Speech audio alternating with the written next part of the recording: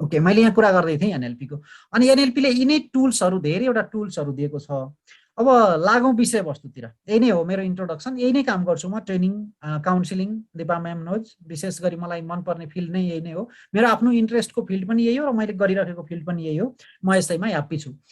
अब मैले यति गर्दै अब हामी एनएलपी अथवा न्युरो लिङ्ग्विस्टिक प्रोग्रामिङको विषयमा जाउँ। विशेषतः आजको प्रोग्राम हामी एनएलपी न्युरो लिङ्ग्विस्टिक प्रोग्रामिङ भन्ने एउटा सफ्टवेयर छ, अथवा यसलाई हामी एप्लिकेसन पनि भन्न सक्छौँ। अब यो चाहिँ 1970मा अमेरिकाबाट डेभलप भएको एउटा प्रोग्राम हो, जसलाई हामी एनएलपी भनेर भन्छौँ। र वर्ल्ड वाइड रूपमा, विश्वव्यापी रूपमा अहिले एनएलपी नथाहा भएको कुनै पनि कन्ट्री छैन होला, सायद त्यस्तो छ। एनएलपी सबैतिर पढिन्छ र पढाइन्छ। एनएलपी धेरै व्यक्तिहरूले ट्रेनिङ लिएका छन्। र अर्को कुरा तपाईँहरूलाई छक्क लाग्छ होला, अधिकांश वर्ल्डका, not only in Nepal and near where, everywhere in the world जति पनि सक्सेस मान्छेहरू छन्, तिनीहरू धेरै जसो 90% सक्सेसफुल मान्छेहरू एनएलपिएन छन्। यो हामीलाई सुन्दा पनि छक्क लाग्छ हैन। तपाईँहरूलाई इक्जाम्पल दिउँ, विभिन्न मान्छेहरू, इभन लिडरहरू पनि, पोलिटिकल लिडरहरू पनि। तपाईँहरूलाई यो म भन्छु, जस्तो हाम्रै देशमा पनि विभिन्न माथिका लिडरहरू धेरै एनएलपिएन छन्। नरेन्द्र मोदी लगायतका धेरै नेताहरू एनएलपीका फ्यान छन् एकदमै। न्युरो लिङ्ग्विस्टिक प्रोग्रामिङलाई उहाँहरू युज गर्नुहुन्छ। इभन बाराक ओबामा हैन, धेरै मान्छेहरूले चाहिँ एनएलपी युज गरिरहेछन्, त्यो हामीलाई थाहा छैन। त्यसको एनएलपी चाहिँ एकदमै पर्फेक्ट छ, सफलताका लागि, सक्सेसको लागि एकदमै पर्फेक्ट खालको एप्लिकेसन हो। अब यो हो के, कहाँबाट आयो, कसले पत्ता लगाए, किन पत्ता लगाए, यति धेरै पपुलर किन भयो वर्ल्डमा भन्ने कुरा चाहिँ म बताउँछु। मैले के भने यहाँहरूलाई भन्दाखेरि, एनएलपी 1970मा अमेरिकाबाट सुरु भएको। शरद सर, हजुरले ह्यान्ड रेज गर्नु भएको छ, प्लिज यु क्यान स्पिक। हजुर सर, यो प्रोग्रामिङ भनेको त्यो के अरे कम्प्युटरमा राखेर चलाउने हो कि कस्तो कस्तो प्रोग्रामिङ भन्नाले? नै म भन्दैछु होइन, त्यो प्रोग्रामिङ होइन, कम्प्युटरसँग सम्बन्धित छ। म कुरा गर्छु हजुरहरूलाई, अनि लागेको क्वेसनहरू गर्नु होला एक्ज्याक्टली। यो प्रोग्रामिङ भन्नाले अब 1970मा यो डेभलप भयो हो। प्रोग्रामिङ भन्ने त कम्प्युटरको वर्ड हो होइन। फेरि न्युरो भन्नेको चाहिँ माइन्डसँग सम्बन्धित भयो, लिङ्ग्विस्टिक भनेको भाषासँग सम्बन्धित भयो। यहाँ तीनवटा वर्ड छ, तीनवटा वर्डको कम्बिनेसन छ एनएलपीमा। यो चाहिँ 1970मा दुईजना व्यक्तिहरू, अलिकति पहिला यसको डेफिनेसन लिउँ। न्युरो लिङ्ग्विस्टिक प्रोग्रामिङ भनेको के हो त भन्नेमा एउटा पिक्चरले सो गरिराखेको छ। न्युरो भन्ने बित्तिकै हामीले माइन्ड भन्ने बुझ्नुपर्छ। यहाँ दुईवटा वर्डहरूमा यहाँहरू क्लियर हुनु होला, यहाँहरू सबैजना टिचर हुनुहुन्छ, छिटो बुझ्नुहुन्छ पक्कै पनि। न्युरो भन्ने बित्तिकै हामीले माइन्ड बुझ्नुपर्छ, न कि ब्रेन है। ब्रेन र माइन्डमा यहाँहरूलाई फरक थाहा छ। ब्रेन भनेको हार्डवेयर हो, माइन्ड भनेको सफ्टवेयर हो। ब्रेन भनेको चाहिँ जस्ट हार्डवेयर हो, कम्प्युटरको हार्ड डिस्क जस्तै। अघि सरले भने जस्तै कम्प्युटरको हार्ड डिस्क भनेको चाहिँ हाम्रो ब्रेन हो। माइन्ड भनेको चाहिँ के हो भने सफ्टवेयर, जो हामी देख्दैनौँ। सफ्टवेयर भनेको चाहिँ त्यो ब्रेनभित्र भएको पावर हो। त्यो माइन्डलाई हामीले बुझ्नुपर्ने हुन्छ। न्युरो भन्ने बित्तिकै हामीले एनएलपीमा माइन्डलाई बुझ्छौँ। लिङ्ग्विस्टिक भन्ने बित्तिकै हामीले के बुझ्छौँ त भन्दा भाषा। भाषा भनेको फेरि नेपाली, इङ्ग्लिस, चाइनिज, कोरियन होइन। कस्तो भाषा त भन्दा, भाषा दुई खालको हुन्छ, एउटा भर्बल, एउटा नन भर्बल। बोल्ने भाषा र नबोलिने भाषा। हामीले भन्यौँ, मैले बोलेर भने पनि भाषा के गर्छु, डेलिभर गर्न सक्छु। म टिचर हो, हजुरहरूले भन्नुहुन्छ बोल्नु भएको छ होइन। अब नबोलिकन पनि हामीले धेरै भाषाहरू प्रयोग गर्न सक्छौँ। जस्तो खाना खाने हो भनेर कसैले सोध्यो भने हामी भन्छौँ, टाउको हल्लाइदिन्छौँ। यसको मतलब के हो, नखाने। खाना खाने हो, हामी के गर्छौँ, टाउको हल्लाउँछौँ। त्यसले के गर्छ, खाने भन्ने जनाउँछ। यो नन भर्बल ल्याङ्ग्वेज भयो। भर्बल र नन भर्बल दुइटै ल्याङ्ग्वेजलाई यसले कभर गर्छ, एक नम्बरमा। दुई नम्बरमा फेरि ल्याङ्ग्वेजको दुईवटा प्रकार हुन्छ, एउटा इन्टरनल ल्याङ्ग्वेज, एउटा एक्सटर्नल ल्याङ्ग्वेज। यो चाहिँ तपाईँहरूलाई प्रायः कमलाई थाहा हुन्छ। भर्बल र नन भर्बल हामी धेरैलाई थाहा होला। तर इन्टरनल र एक्सटर्नल भनेको चाहिँ के हो त भन्दा, मैले अहिले बोलिराखेको भाषा एक्सटर्नल हो, किनकि म दोस्रो व्यक्तिसँग कम्युनिकेसन गर्दैछु। मेरो अगाडि तपाईँहरू उभिरहनु भएको छ अथवा बसिरहनु भएको छ, म तपाईँहरूसँग कम्युनिकेसन गर्दैछु भने यो चाहिँ एक्सटर्नल कम्युनिकेसन भयो। एक व्यक्तिले अर्को व्यक्तिसँग कम्युनिकेसन गरिराखेको छ भने एक्सटर्नल कम्युनिकेसन भयो। इन्टरनल कम्युनिकेसन भनेको के हो त भन्दा, ह्युमन बिङ र ह्युमन माइन्ड भनेको यस्तो चिज हो, समुद्र र हाम्रो माइन्ड भन्छ, सी ओसियन र ह्युमन माइन्ड चाहिँ कहिले पनि स्थिर रहन सक्दैन। समुद्र कहिले पनि स्थिर रहँदैन, हल्लिएको हल्ले हुन्छ। र हाम्रो ह्युमन माइन्ड पनि के हुन्छ, जतिखेर पनि के भइरहेको हुन्छ, यहाँ कम्युनिकेसन चलिरहेको हुन्छ। एभ्री टाइम, एनी टाइम, जतिखेर पनि। इभन हामी सुत्छौँ, पल्टिन्छौँ, निदाएको छैनौँ भने निदाएको बेला त कम्युनिकेसन चलिरहेको हुन्छ सबकन्सियस माइन्डमा होइन। हामी ड्राइभिङमा छौँ, हामी टोयलेटमा छौँ, हामी रेस्टमा छौँ, जहाँसुकै छौँ, हामी मेडिटेसनमा छौँ, जतिखेर पनि हाम्रो माइन्डमा के चलिरहेको हुन्छ, कम्युनिकेसन चलिरहेको हुन्छ, थटहरू चलिरहेको हुन्छ। हो, त्यसलाई चाहिँ हामी इन्टरनल कम्युनिकेसन भनेर भन्छौँ। अब यहाँ के छ भन्दा इम्पोर्टेन्ट कुरा, बुझ्न लायक कुरा चाहिँ के हो भने अब इम्पोर्टेन्ट चाहिँ एक्सटर्नल कम्युनिकेसन हुन्छ कि इन्टरनल कम्युनिकेसन हुन्छ त भन्दा हामीले देख्दाखेरि एक्सटर्नल कम्युनिकेसन इम्पोर्टेन्ट जस्तो लाग्छ, तर एक्सटर्नल कम्युनिकेसन भन्दा इन्टरनल कम्युनिकेसन चाहिँ 100औं गुणा के हुन्छ, इम्पोर्टेन्ट हुन्छ भन्ने कुरा।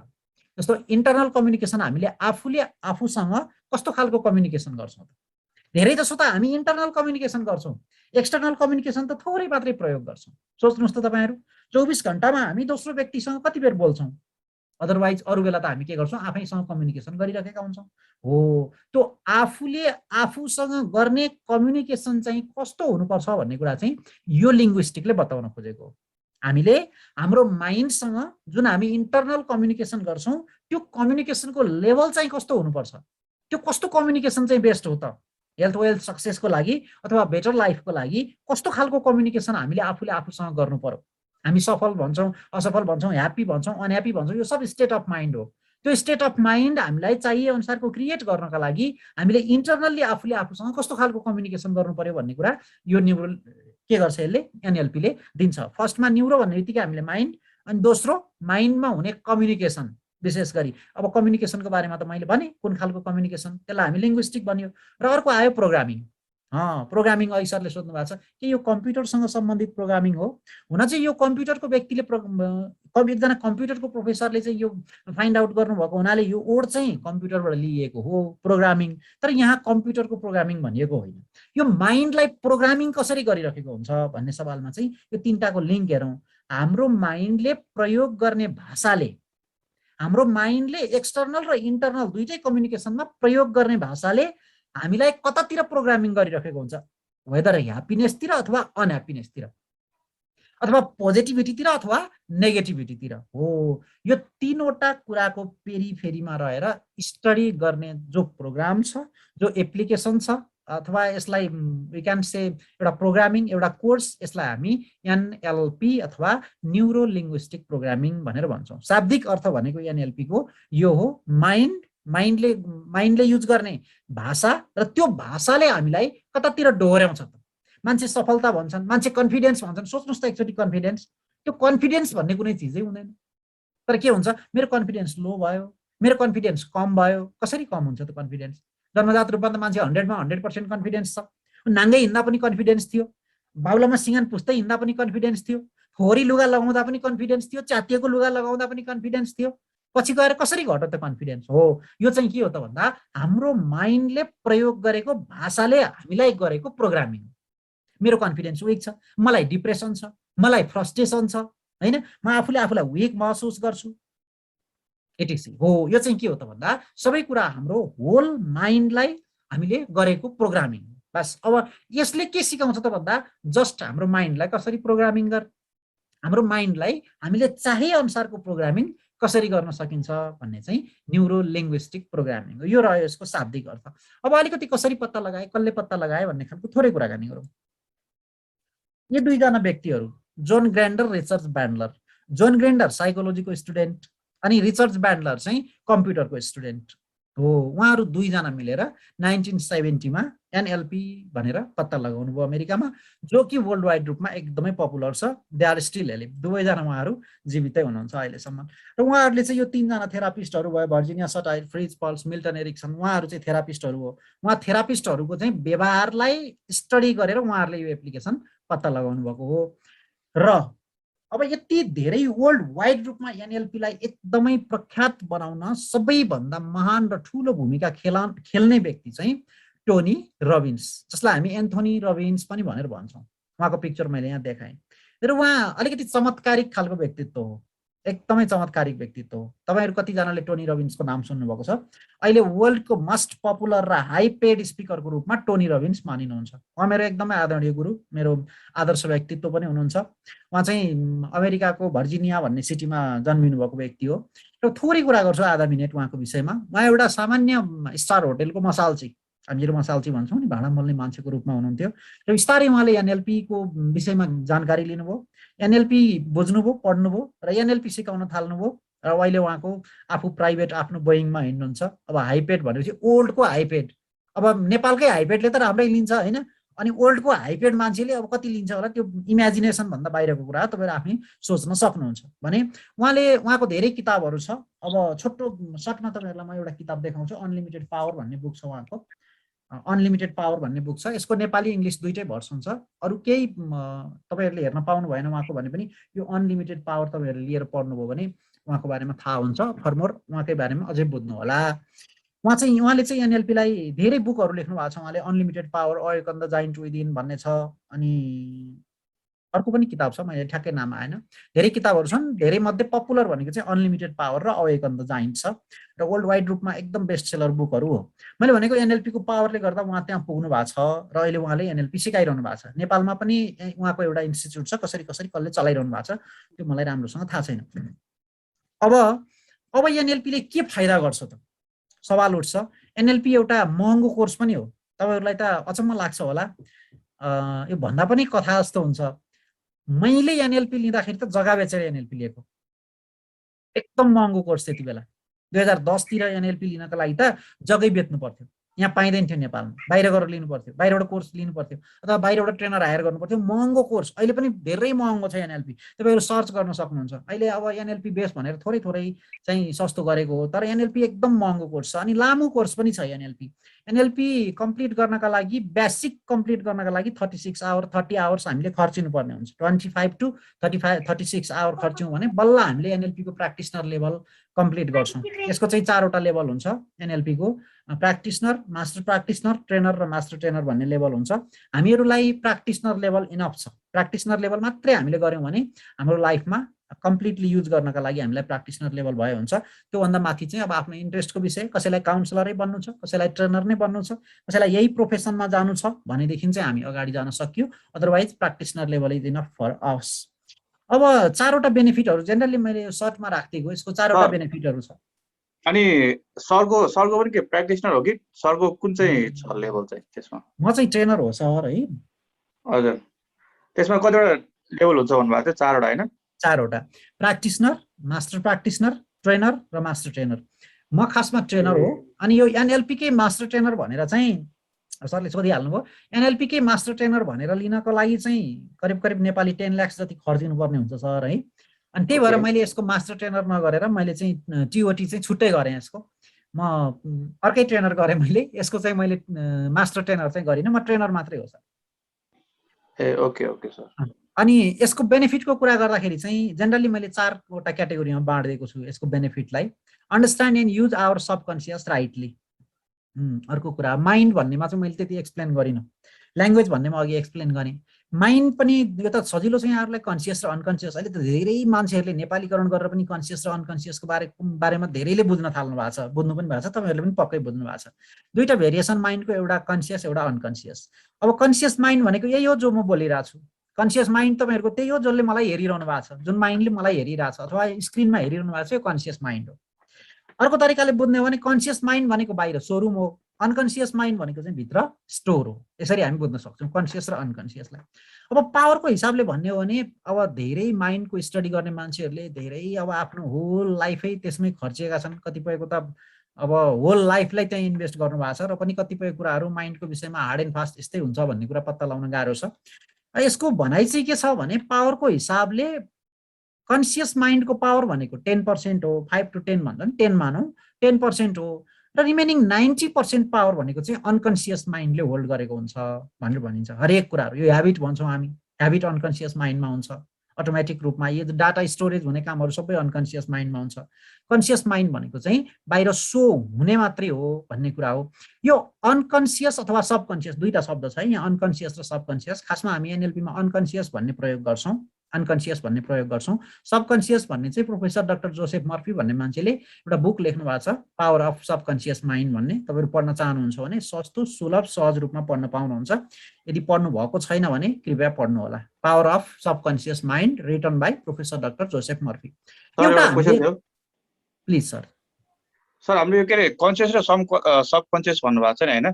यस। त्यो चाहिँ हाम्रो त्यो के रे ह्युमनले कति % माइन्ड युज गर्छ भनेर कि यसमा पनि के रिलेटेड छ त? नो, छैन सर। मान्छेले कति % माइन्ड युज गर्छ भन्नुभन्दा पनि अब अहिलेको लेटेस्ट रिसर्च अनुसार 25 लाख जिबी चाहिँ हाम्रो माइन्डमा मेमोरी पावर हुन्छ भन्ने खालको कुरा गरेको छ भने चाहिँ हामीले कति युज गरिराखेका होला? टेन्टेटिभली हामीले अब 5% पनि युज गरेका छैनौँ होइन, माइन्ड पावरको हिसाबले चाहिँ। यस, अब त्यो माइन्ड पावर युज गरेकोमा पनि कति % हामीले कन्सियस र कति % अनकन्सियस चाहिँ युज गरिराखेका छौँ भन्ने कुरा चाहिँ। अल्बर्ट आइन्स्टाइनको कति 15% भनेको छैन हैन? अल्बर्ट आइन्स्टाइनको 5 to 8% होला नि सर, 15% हो र? त्यसले त 5 to 8% हो भने त हाम्रो 1 to 2% भयो हैन? अब त्यो रेसियो चाहिँ फरक हुने रहेछ कि हो। अब अहिलेको रिसर्चले के बताउँछ भनेदेखि सर, जेनरली तपाईँ हाम्रो उमेरको मान्छेले अथवा तपाईँ हाम्रो प्रोफेसनको मान्छेहरूले जति गरिरहेछौँ यसको लागि हामीले 3 to 5% माइन्डको पावरलाई युज गर्यौँ भने कम्प्लिटली हामीले आफ्नो प्रोफेसनमा बेटर गर्न सक्छौँ भन्ने रिसर्चले देखाउँछ। र अहिले के देखाउँछ भने अहिले जुन हामीले स्कुलमा भएको बच्चाहरूको कुरा गरौँ न, विद्यार्थीहरूको 1 क्लास to 10 क्लासमा भएको विद्यार्थीहरूको कुरा गऱ्यौँ भने 5 to 8% माइन्डको प्रयोग उनीहरूले गर्न सकेनन् भने उनीहरूको एजमा उनीहरू कम्पिटिसन गर्न सक्दैनन् भन्ने रिसर्चले देखाउँछ। अर्को के छ भने मेरो त्यो एउटा चाहिँ क्वेसन के छ भन्दा अर्को अघि त्यो इन्टरनल र एक्सटर्नल कम्युनिकेसन भन्नु भएन हैन? हजुर सर। यसमा यो के कुनमा चाहिँ बढी फोकस गर्यो भने चाहिँ माइन्ड चाहिँ बढी इन्टरनल स्योर एक्सटर्नल कम्युनिकेसन भनेकै इन्टरनल कम्युनिकेसनको उपज हो सर। जस्तो यहाँ ठ्याक्कै सरले सोधिहाल्नु भयो, जस्तो के हो भने मैले सपोज मानौँ म कुनै प्रोग्राम चलाउनलाई गइरहेको छु भने मेरो माइन्डमा इन्टरनल्ली के प्रोग्राम भएको छ त, यो प्रोग्राम मैले यस्तो बेस्ट चलाउँछु, खासमा यो प्रोग्राम भनेको त मेरो लागि केही पनि होइन, एकदम केही पनि होइन भन्ने खालको मेरो इन्टरनल प्रोग्रामिङ छ भने मैले एक्सटर्नल त्यही अनुसार गर्छु, हो कि हैन? अब इन्टरनल मलाई एकदम डर लागिरहेछ, 100 जना मान्छे आउँछन्, बाफ्रे कस्ता मान्छे आउनुहुन्छ होला, को प्रोफेसर आउनुहुन्छ होला, त को डक्टर आउनुहुन्छ होला, को लेक्चररहरू आउनुहुन्छ होला, एकदम भिआइपी आउनुहुन्छ होला, मेरो त एकदम डर लागिरहेछ। अब के हुन्छ, फियरले के गर्छ, फियर बढाउँदै बढाउँदै बढाउँदै जान्छ, डर हुन्छ, त्रास हुन्छ, स्टेजमा गएपछि मान्छे देखिन्छ, मान्छे देखेपछि झन् डर लाग्छ, अब बिस्तार के हुन्छ, प्रोग्राम विक हुन्छ। त्यो कारणले गर्दा हामीले एक्सटर्नल कम्युनिकेसनलाई चाहिँ इम्प्रुभ गर्ने, इन्टरनल कम्युनिकेसनलाई इम्प्रुभ गर्ने, एक्सटर्नल चाहिँ के हुन्छ, अटोमेटिक रूपमा इम्प्रुभ हुन्छ। जस्तो भित्र गोदाममा जे छ बाहिर सोरुममा हामीले त्यही त निकाल्ने हो, अरू त कहीँबाट ल्याउने होइन। भित्र गोदाम भनेको चाहिँ के हो त, इन्टरनल कम्युनिकेसन हो। त्यो क्वेसन हजुरको एन्सर यही हो। अब अन्डरस्ट्यान्ड एन्ड युज सबकन्सियस राइटलीमा यही पर्यो, हाम्रो अनकन्सियस माइन्डलाई मजाले बुझेर यसलाई अब युटिलाइज गर्ने भन्ने धेरै कुराहरू छ यो भित्र धेरै कुराहरू छ। जस्तो हाम्रो माइन्डमा त जान अनजानमा हामीहरूले, जस्तो तपाईँहरू कति वर्ष हुनुभयो सोच्नुहोस्, अहिले म 40 वर्ष भएँ, म 40 वर्ष भएँ, 40 वर्ष हुँदासम्म मैले कति कुराहरू सिकेको छु नि त, स्कुलदेखि, घरदेखि, जन्मेदेखि, सानो बच्चा हुँदादेखि, बच्चाकालका साथीभाइहरूबाट मैले विभिन्न कुराहरू सिकेँ। त्यहाँबाट म प्राइमरी स्कुल गएँ, लोअर सेकेन्डरी, त्यहाँबाट सेकेन्डरी स्कुल, कलेज हुँदै विभिन्न अरू धेरै ट्रेनिङहरूमा कति कुरा लिएको छु नि। यसलाई हाम्रो माइन्डको सफ्टवेयर भनेर भनिन्छ एउटा भाषामा भन्ने हो भने। अब यी सफ्टवेयर हामीले हाम्रो माइन्डमा इन्स्टल गर्दै गर्दा कति सफ्टवेयर हामीलाई चाहिने छन् त, कति सफ्टवेयरहरू नचाहिने पनि छन्। यति मजाको कुरा चाहिँ यहाँ के छ भने एनएलपीमा चाहिने कुरालाई हामी राख्छौँ, नचाहिने कुरालाई हामी के गर्छौँ, डिलिट आउट गर्छौँ, र त्यसलाई हामी के गर्छौँ, हाम्रो माइन्डबाट हटाइदिन्छौँ। सर त्यस्तो पनि सम्भव हुन्छ र? तुरुन्तै क्वेसन गर्न सक्नुहुन्छ तपाईँहरूले। यस, हाम्रो माइन्डमा हामीले कुनै पनि कुरा इन्स्टल गर्छौँ भने, हामीले राख्न सक्ने क्षमता राख्छौँ भने, हामीले तुरुन्त हटाउन सक्ने पनि क्षमता राख्छौँ ह्युमन माइन्डमा, त्यो पावर छ भनेर साइन्सले प्रमाणित गरेको छ। त्यो पनि तपाईँहरूलाई थाहा छ। अनि माइन्ड अलिकति अब नलेजको कुरा गर्नु पर्यो भनेदेखि नलेज दुई खालको हुन्छ। एउटा नलेजलाई हामी इन्फर्मेटिभ नलेज भन्छौँ, अर्को नलेजलाई हामी ट्रान्सफर्मेटिभ नलेज भनेर भन्छौँ। यो एकदमै इम्पोर्टेन्ट कुरा, नोट गर्नु होला यहाँहरूले। इन्फर्मेटिभ नलेज र ट्रान्सफर्मेटिभ नलेज दुईटा हुन्छ।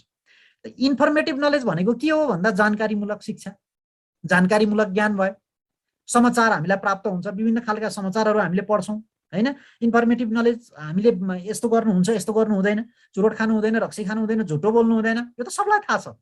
जसलाई थाहा छ चुरोट खानु हुँदैन उही चुरोट खान्छ भनेपछि त्यो चुरोट खानु हुँदैन भन्ने चाहिँ के हो त, इन्फर्मेटिभ नलेज हो। यो ट्रान्सफर्मेटिभ नलेज भएन, यसले जीवनलाई परिवर्तन गरेन, उसको जीवनमा व्यावहारिक युज भएन भनेदेखि यसलाई इन्फर्मेटिभ नलेज भनेर भनिन्छ।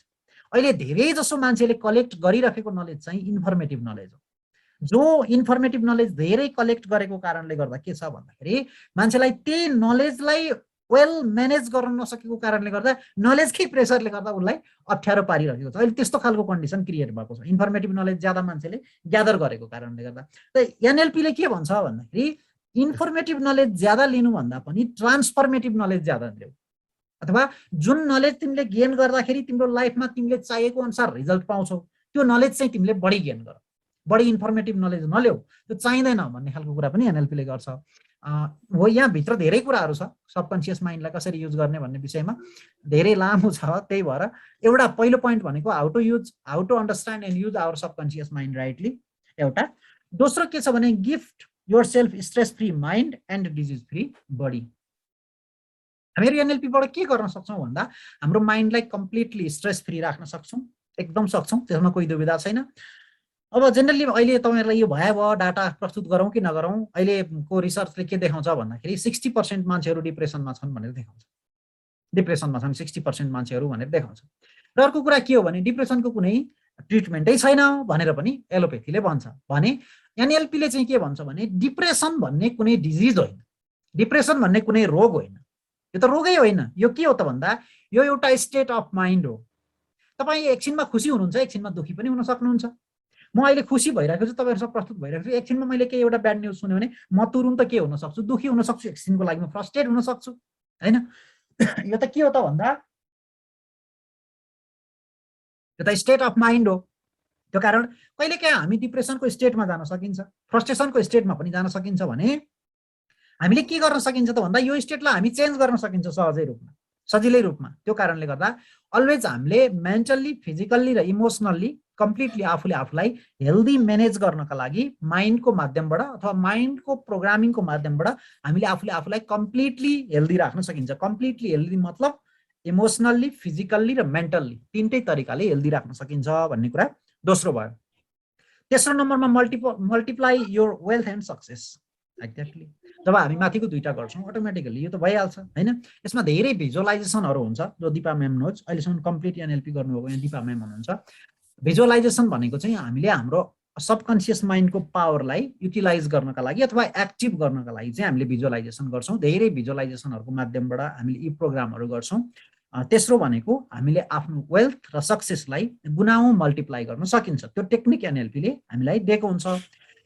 चौथो नम्बरमा भनेको अर्को भनेको के हो भनेदेखि यदि कोही चाहनुहुन्छ भने लाइक मी, म जस्तै, होइन, प्रोफेसनल रूपमा एउटा एनएलपी कोचको रूपमा काम गरेर कोही अर्निङ नै गर्न चाहनुहुन्छ अथवा प्रोफेसनल कोचै बन्न चाहनुहुन्छ, काउन्सिलरै बन्न चाहनुहुन्छ भने पनि एनएलपी कोर्स कम्प्लिट गरिसकेपछि हामीले खासै काउन्सिलिङको लागि, ट्रेनिङको लागि, कोचिङको लागि अर्को कुनै एक्स्ट्रा कोर्स गर्नु पर्दैन। यो कोर्समा सबै प्राय कुराहरू इन्क्लुड गरेको हुन्छ।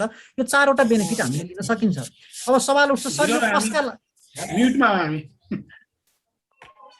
म म्युट भएँ के भन्नु? सौरभ सर हजुरको चाहिँ अनम्युट छ, केही भन्न लागिरहनु भएको छ? मैले चाहिँ भन्न लाग्यो अर्कोबाट डिस्टर्ब आएर चुलाएर बसेको। भन्नु न सर। के अरे सरले त्यो के अरे एज अ लाइफ कोच भन्नुभयो होइन? सो हाम्रो यो अहिले जुन प्रोग्राम हुन्छ तपाईँले 30 आवर्सको भन्नुभएको त्यो मात्र कम्प्लिट गर्यो भने पनि एज अ लाइफ कोच चाहिँ हामी बन्न पाउँछौँ? यस, गर्न सक्नुहुन्छ। अब यो इट डिपेन्ड्स चाहिँ केमा डिपेन्ड गर्छ भन्दा अब हजुरको कति हजुरले इनपुट गेन गर्नुहुन्छ, कति हजुरले अब त्यसमा पर्फेक्सन लिनुहुन्छ। खासमा भन्ने हो भने चाहिँ म टिओटीसम्म चलाउँछु, ट्रेन द ट्रेनरसम्म चलाउँछु।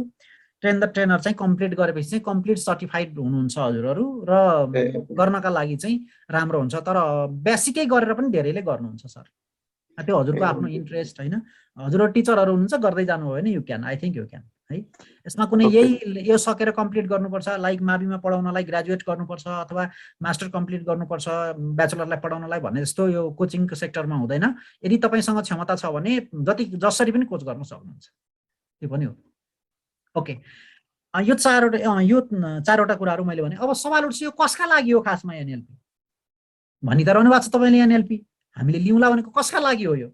यो सबैका लागि हो, किनकि सबैको माइन्ड छ, सबैको प्रोग्रामिङ गर्नु छ, सबैको माइन्डले के गर्छ, ल्याङ्ग्वेजलाई युटिलाइज गर्छ अथवा युज गर्छ।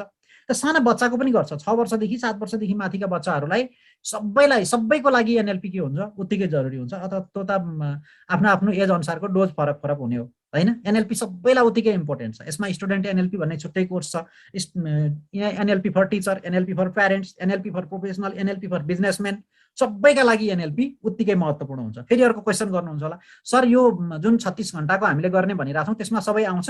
लगभग आउँछ, फन्डामेन्टल जति सबै आउँछ। र यो हो चारवटा बेनिफिटहरू।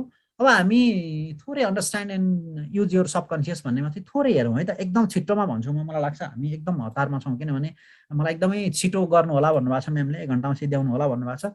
कतिजना तपाईँहरू हुनुहुन्छ मैले ठ्याक्कै हेरेको पनि छैन। सर हजुर हजुर म्याम, हजुर त्यस्तो छिटो भनेको पनि त्यस्तो होइन, you can take your time. अब यहाँ आउनुहुने साथीहरूले कस्तो अब रेस्पोन्स गर्नुहुन्छ होइन, त्यसमा डिपेन्ड हुन्छ। त्यसैले हतार नगर्दा पनि अहिले यसो यस्तो म चाहिँ कस्तो भनेदेखि अब मलाई त बोल्नका लागि त मलाई कुनै प्रब्लम छैन, म बोल्छु, तर फेरि मान्छे चाहिँ मैले बोल्दा बोल्दै लास्टमा कोही पनि हुनु त रहेन रहेछ भनेदेखि त होइन ठिकै छ सर, हाम्रो बढ्दैछ पार्टिसिपेन्ट्सहरू त कतिजना हुनुहुन्छ अहिले? हजुर हजुर बढ्दै छ होइन, त्यही हामी 12 छौँ अहिले, 9 बाट 12 छौँ होइन। त्यही भएर चाहिँ कसैलाई अहिले पनि जोइन हुनुभएको छ, जस्तै सुरेश सर हुनुहुन्छ, को हुनुहुन्छ होइन, उहाँहरूले चाहिँ बिचमा जोइन गर्नुभएकोलाई लास्टमा केही हामी इन अ नटसेल त्यो कभर गर्छौँ नि। हुन्छ हस् हुन्छ, त्यस्तो तरै पनि ठिकै छ। तपाईहरुलाई फर्स्ट डे छ अनि त्यति धेरै नलिउँला। म थोरै आज म थ्योरिटिकल्ली थोरै बताउँछु, प्र्याक्टिकल्ली अलिकति भिजुअलाइजेसनको पाटो पनि हेरौँ भन्नु भने नो प्रब्लम। म दिपा म्यामसँग वेल कनेक्टेड छु। सर भिजुअलाइजेसनको पाटो अलिकति छोटो खालको भिजुअलाइजेसनको पाटो चाहिँ हेर्दिनु भयो भने अझ पनि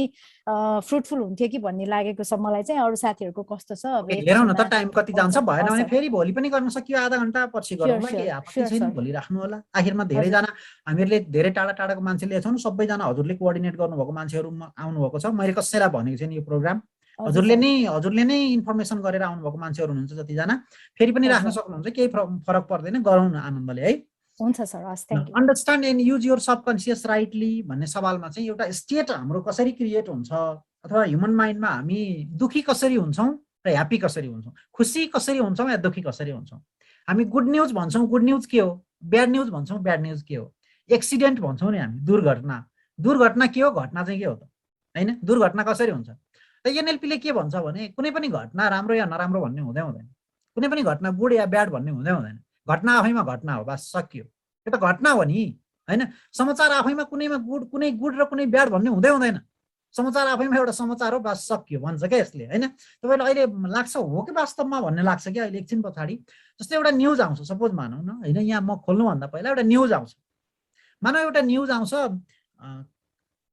अलिकति पोलिटिकल कुरा गरौँ न, कांग्रेसलाई समर्थन गर्ने एउटा न्युज आउँछ भने कांग्रेस पार्टीका मान्छेहरू खुसी हुन्छन्, फेरि साथमा के हुन्छ, एमाले दुखी हुन्छन् अथवा माओवादीहरू दुखी हुन्छन्।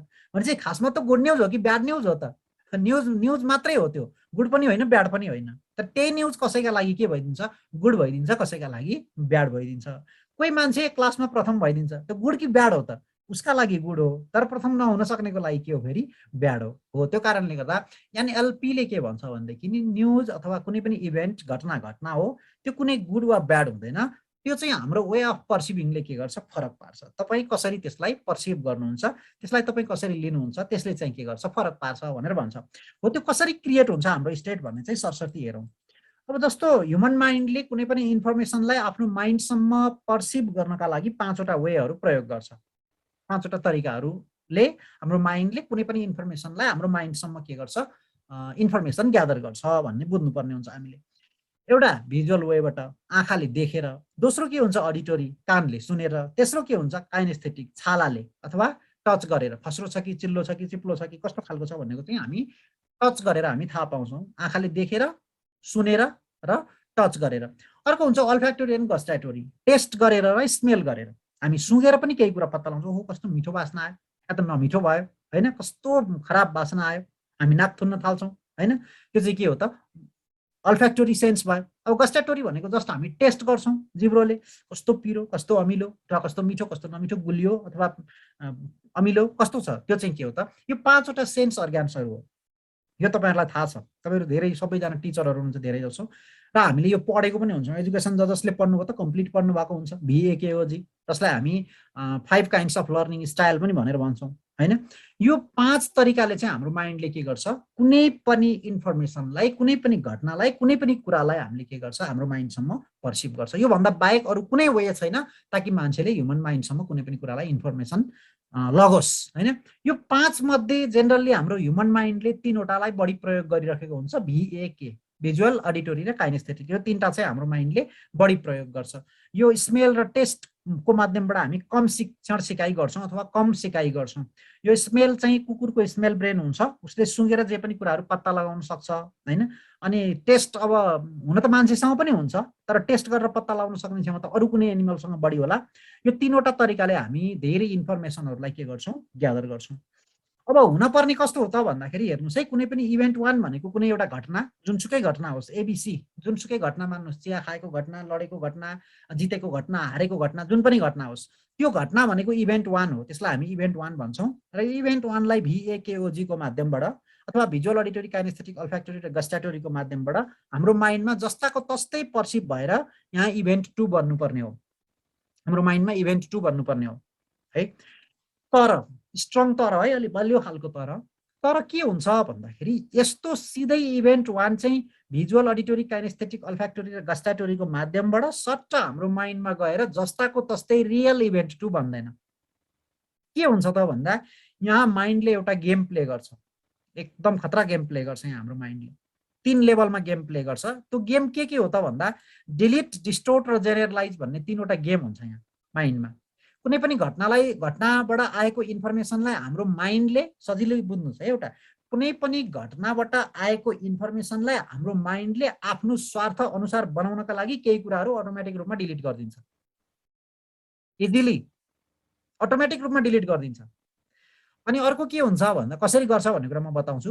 अर्को के हुन्छ भन्दा डिस्टोर्ट, जुन एउटा घटना हुन्छ त्यो घटनाको इन्फर्मेसन जस्ताको तस्तै हाम्रो माइन्डमा पुग्नु पर्नेमा के भइदिन्छ भन्दा विभिन्न कारणले गर्दा त्यो डिस्टोर्ट भइदिन्छ, बाङ्गो टिङ्गो भएर अथवा डिफ्रेन्ट भएर के गरिदिन्छ, हाम्रो माइन्डमा पर्सिभ भइदिन्छ। थर्ड वान भनेको जेनरलाइजेसन भन्छ। यो जेनरलाइजेसन भनेको एकदमै डेन्जरस हुन्छ। जेनरलाइजेसन भनेको के हो त, सामान्यकरण भनिन्छ नेपालीमा। यो चाहिँ हाम्रो विगतको मेमोरीको आधारमा हामीले कुनै पनि घटनालाई पर्सिभ गरिदिन्छौँ के, विगतमा हामीसँग भएको मेमोरीको आधारमा। भनेपछि जस्तो सपोज मानौँ हामी कुनै एउटा रेस्टुरेन्टमा खाना खान जान्छौँ कुनै दिन, त्यो दिन होला त्यसको मुख्य कुक चाहिँ बिरामी भएर सहायक कुकले अथवा सिकारुले त्यो दिन हामीलाई खाना बनाएर दिएको होला। त्यो दिन के भयो, खाना नमिठो भयो। अब हामी नेक्स्ट टाइम त्यो रेस्टुरेन्टमा जाँदा के भन्छौँ, यो रेस्टुरेन्टमा राम्रो खाना खुवाउँदैन। हामीले के गर्यौँ त त्यहाँ भन्दा जेनरलाइज गर्यौँ। के को आधारमा भन्दा हाम्रो पूर्व मेमोरीको आधारमा, पूर्व एक्सपिरियन्सको आधारमा। यो चाहिँ एकदम डेन्जरस हो है भन्छ हाम्रो माइन्डमा है। हो यो 3टा कुराका आधारमा के हुन्छ, 3टा कुरा गर्छ र हाम्रो माइन्डले इभेन्ट 2 क्रिएट गर्छ। बल्ल जस्ताको तस्तै हुने भएको भए कुनै पनि घटनालाई हाम्रो माइन्डले 5 तरिकाले पर्सिभ गरेर जस्ताको तस्तै प्योर रियल चाहिँ इभेन्ट 2 बनाउने भएको भए यो संसारमा कसैको कसैसँग झगडै हुँदैन थियो, विवादै हुँदैन थियो, किनकि सबैले पर्सिभ गर्ने तरिका एउटै हुन्थ्यो। गुड भनेको सबैको लागि गुड हुन्थ्यो, ब्याड भनेको सबैको लागि ब्याड हुन्थ्यो। कति अचम्मको कुरा हो हेर्नुहोस् है। एउटा सरकार बन्छ, सपोज मानौँ काङ्ग्रेसको सरकार छ, अनि कम्युनिस्टले के गरिरहेको हुन्छ, त्यसको विरोध गरिराखेको हुन्छ हैन। तुरुन्त फेरि कम्युनिस्टको सरकार बन्छ, काङ्ग्रेसले विरोध गर्न सुरु गरिहाल्छ हैन। यो अजीबको कुरा छ के यहाँनिर। यो सबै माइन्डकै गेम हो हैन। किनभने उनीहरूले डिलिट, डिस्टोर्ट र जेनरलाइज गर्छन्। अब के को आधारमा भन्दा यहाँ धेरै कुराहरू छ, सरस्वती म छोटोमा बताउँछु। जस्तो एजुकेसन भयो मान्छेको हैन, उसको एजुकेसनको आधारमा कुनै पनि कुरालाई उसले कसरी पर्सिभ गर्छ भन्दा उसको एजुकेसन कस्तो छ, स्कुलिङ कस्तो हो, उसको मेमोरी कस्तो खालको छ, त्यो विषयमा उसको मेमोरी कस्तो परेको छ त। जस्तो सपोज मैले भने अघि रेस्टुरेन्टको एउटा इक्जाम्पल दिएँ, हरेक कुराको विषयमा कोही एबिसी मान्छेको विषयमा उसको मेमोरी कस्तो परेको छ। जस्तो सपोज मानौँ तपाईँलाई कसैले हिमाल ओझालाई चिन्नुहुन्छ भन्यो भने अब म प्रति तपाईँको नकारात्मक खालको एउटा एक्सपिरियन्स छ भने त्यो फटा मान्छे हो भन्नुहुन्छ तपाईँहरूले हैन। फेरि अर्को त्यही मान्छे होला, उसलाई सकारात्मक चाहिँ प्रभाव परेको होला, उसले भन्छ है उहाँ एकदम राम्रो मान्छे हो। ल हेर्नुहोस् त, अब उहाँ मान्छे चाहिँ राम्रो कि नराम्रो त, कहिले भन्छ राम्रो, कहिले भन्छ नराम्रो। मान्छे राम्रो या नराम्रो हुँदैन, त्यो के हुन्छ दोस्रो व्यक्तिलाई उसको विषयमा कस्तो खालको इम्प्याक्ट पर्यो त्यसले कुराले के गर्छ, प्रभाव पर्छ। त्यो भनेको के हो त, डिलिट, डिस्टोर्ट र जेनरलाइज हो। उसले आफ्नो स्वार्थ अनुसार, स्वार्थ भन्ने शब्दलाई अन्यथा नलिनु होला, उसको विगतको मेमोरीको अनुसार के गरिदिन्छ, उसले पर्सिभ गरिदिन्छ। त्यो चाहिँ केले त्यसलाई निर्धारण गर्छ त भन्दा उसको एजुकेसन, उसको मेमोरी, उसको आइडेन्टिटी, यसका साथमा उसको भ्यालु एन्ड बिलिफ हैन। ऊ कुन धर्मको मान्छे हो, ऊ कुन जातको मान्छे हो हैन, अथवा ऊ कुन लोकालिटीको मान्छे हो, कुन नेसनालिटीको मान्छे हो, इन्डियन हो कि नेपाली हो कि चाइनिज हो कि हैन। नेपाल र इन्डियाको बिचमा युद्ध भयो भने नेपालीहरू एकापट्टि, इन्डियनहरू फेरि के हुन्छन् एकापट्टि। केले यसलाई फरक पारे त भन्दा नेसनालिटीले हैन। वास्तवमा यी कुराहरूले चाहिँ के गर्छ त भन्दा कुनै पनि घटनालाई उसले पर्सिभ गर्दाखेरि छुट्टै तरिकाले पर्सिभ गरिदिन्छ, कास्टको आधारमा, रिलिजियनको आधारमा, मैले अघि भनि पनि सकेँ, धर्मको आधारमा, होइन। एउटा इक्जाम्पल, यसलाई फेरि मैले भनेको कुराहरूलाई रियालिटीमा कोही नलिनु होला।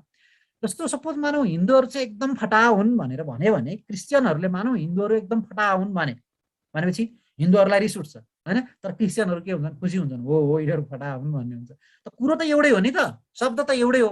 कसैलाई त्यसले के गर्यो, पोजिटिभ इम्प्याक्ट पार्यो, कसैलाई के गर्यो, नेगेटिभ बनायो। हो, शब्दको आफैमा कुनै अर्थ हुँदैन। त्यही कारणले एनएलपीमा के भनिन्छ भने ह्युमन आर मिनिङ क्रिएटर। हामी मिनिङ क्रिएट गर्छौँ। भात भन्नेमा के मिनिङ छ ल भन्नुहोस् त। अमेरिकामा बस्ने मान्छेलाई भात भन्नु भने के भन्छ, डोन्ट नो, उसलाई के थाहा भात भनेको के हो, त्यसको कुनै मिनिङ नै छैन। अङ्गुर भन्नेमा के मिनिङ छ, के मिनिङ छ, छैन। हामी के गर्छौँ, यसको मिनिङ बनाउने हो, मिनिङ क्रिएट गर्ने हो। त्यही कारण ह्युमन आर मिनिङ क्रिएटर भनेर भनिन्छ। हामी आफै मिनिङ बनाउँछौँ, आफैमा कुनै पनि वर्डमा मिनिङ छैन। हेर्नुहोस्, कुनै पनि वर्डमा केही पनि मिनिङ छैन। एपिपिएलई, एप्पल र स्याउको के रिलेसन छ, के पनि रिलेसन छैन। एपिपिएलई भन्नु र स्याउ भन्नु के रिलेसन छ, सोच्नुहोस् त। तपाईँको नाम, मेरो नाम हिमाल ओझा र ममा भएको क्वालिटीको के रिलेसन छ, केही पनि छैन। हामीले त जबरजस्ती के गरिरहेका हुन्छौँ, मिनिङ क्रिएट गरिरहेका हुन्छौँ। के को आधारमा भन्दा यी डिलिट, डिस्टोर्ट र जेनरलाइज गर्छौँ, यी विभिन्न आधारमा, होइन। अब पोलिटिकल बायसनेस भयो, yes I already told you. Culture, आफ्नो कल्चर कस्तो छ, कति मान्छेले के भन्छन्, खै यस्तो त मैले गरेको देखेको थिएन, हाम्रातिर त यस्तो गर्दैन थिए होला, उसकोतिर यस्तो गर्दैन थियो होला, तर हाम्रो कल्चरमा यो गरिन्छ, बस सकियो, होइन। कल्चरको आधारमा मान्छेले के गर्छ, छुट्टै खालको इभेन्ट 2 बनाउँछ। प्रोफेसनको आधारमा कुन पेसाको मान्छे हो त्यही अनुसार उसले के गर्छ, समाचारलाई फरक तरिकाले पढ्छ, होइन, बुझ्छ। विभिन्न कुराहरू छन्, धेरै कुराहरू छन्, मैले थोरै प्रतिनिधि मात्रै राखेको हो। यी विभिन्न कुराहरूको आधारमा मान्छेले के गर्छ भन्दा अब यहाँको कुरा के हो भने, जस्तो इभेन्ट 1 कुनै पनि घटना मान्छेले के गर्छ, भिएकेओजीको माध्यमबाट पर्सिभ गर्छ। पर्सिभ गर्दा जस्ताको तस्तै उसको माइन्डमा इभेन्ट 2 बनाउँदैन। उसले के गर्छ, डिलिट, डिस्टोर्ट र जेनरलाइज गर्छ। यी विभिन्न आधारमा, उसको विभिन्न क्वालिटीका आधारमा इभेन्ट 2 बनाइसकेपछि के गर्छ, अब उसको रियाक्सन चाहिँ के को आधारमा हुन्छ त, इभेन्ट 1 को आधारमा हुन्छ कि इभेन्ट 2 को आधारमा हुन्छ भन्दा 100% इभेन्ट 2 को आधारमा हुन्छ। इभेन्ट 2 को आधारमा उसले के गर्छ, रेस्पोन्स गर्ने हो। रियालिटीलाई कोही रेस्पोन्स गर्दैन, उसको इन्टरनल रियालिटी। अब यसलाई चाहिँ के भनिन्छ भन्दा उसको मेमोरी भन्छ, यसलाई पर्सेप्सन भन्छ। पर्सेप्सनलाई सेपरेट गरेर हेर्नुहोस् है आनन्दले। पर्सेप्सन भनेको पर्सनल रिसिप्सन, उसको व्यक्तिगत बुझाइ हो। पर्सेप्सन भनेको यो रियालिटी होइन, यो चाहिँ के हो, उसको व्यक्तिगत बुझाइ हो। अब यहाँ हामीले टक्क स्ट्रेस दिएर बुझ्नुपर्ने कुरा के छ भने, हाम्रो लाइफ हामी कसरी चलाइरहेका हुन्छौँ त भन्दा रियालिटीमा होइन, हाम्रो आफ्नो रियालिटीको आधारमा।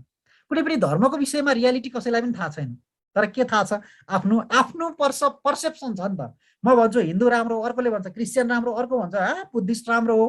तपाईँहरू त बुद्धिस्ट हुनुपर्ने हो, बुद्धिस्ट संसारको सबैभन्दा राम्रो धर्म हो। के को आधारमा, इज इट रियालिटी? नो। यो उसको के हो, उसको इभेन्ट 2 हो।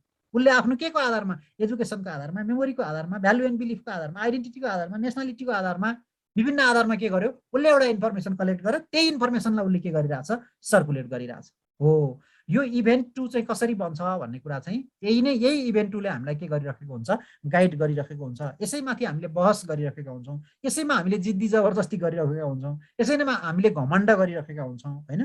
त्यो कारणले गर्दा नलेज भन्ने कुरा भर्सटाइल हुन्छ, नलेज भन्ने कुरा एकदमै के हुन्छ, डाइनामिक हुन्छ। त्यसलाई यो चाहिँ हाम्रो स्टेट कसरी क्रिएट हुन्छ भन्ने कुरामा। अब इभेन्ट 2 क्रिएट भयो, इभेन्ट 2लाई हामीले यही भन्यौँ, सबकन्सियस प्याटर्न भन्छ, यसलाई सबकन्सियस इम्प्रिन्ट भन्छ, स्क्रिप्ट भन्छ, हाम्रो माइन्डमा बसेको एउटा प्याटर्न भयो यो चाहिँ, यो स्टेटलाई चाहिँ।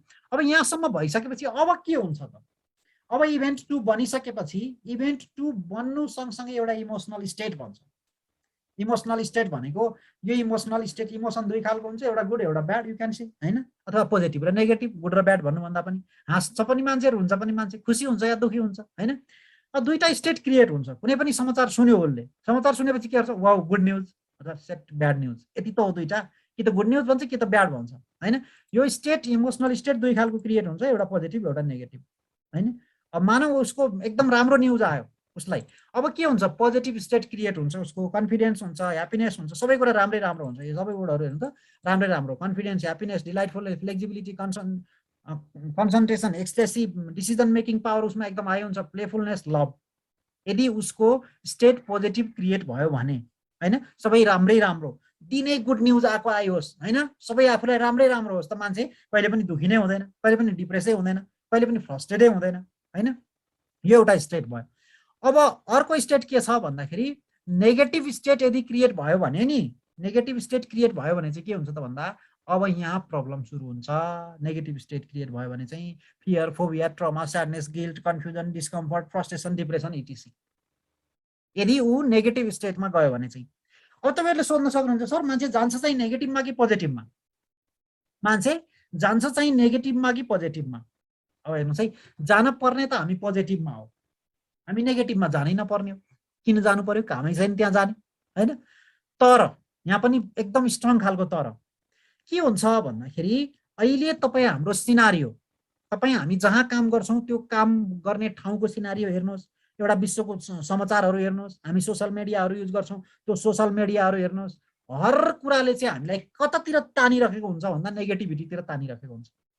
धर्म, जात जाति अघि भनेका कुराहरू, विभिन्न कुराहरूले गर्दा हामीलाई के गरिरहेको हुन्छ, नेगेटिभिटीतिर धेरै तानिराखेको हुन्छ। त्यो कारण अब ठ्याक्कै यति नेगेटिभ यति पोजिटिभ भन्ने चाहिँ हामी यहाँ भन्न सक्दैनौँ। तर पनि के हो भने जेनरली तपाईँ हामी 30% पोजिटिभतिर जान्छौँ भने 70% हामी चाहिँ नेगेटिभतिर के गरिरहेको हुन्छौँ, तानिराखेको हुन्छौँ। एक दिनमा हामी 30 चोटि खुसी हुन्छौँ भने 70 चोटि दुखी हुन्छौँ भन्छ है। भने चाहिँ हामी पोजिटिभमा भन्दा नेगेटिभमा बढी जाने भयौँ नि त होइन। अब यहाँ अलिकति ध्यान लाएर सुन्नुहोस् है, जो हामी नेगेटिभमा गयौँ जाने कि नजाने त, जानु हुन्छ कि हुँदैन, जानु मजाले हुन्छ, जान त जहाँ पनि हुन्छ नि होइन, बस्ने कि नबस्ने भन्ने सवाल हो होइन।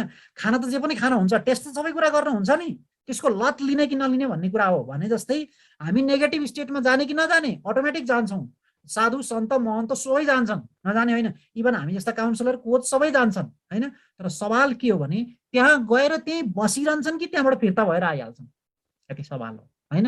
अब हामी जेनरली पोजिटिभ स्टेटमा जानुपर्ने हो, तर हामी पोजिटिभमा मात्रै जाँदैनौँ, टाइम एन्ड अगेन हामी नेगेटिभमा गइरहेको हुन्छौँ।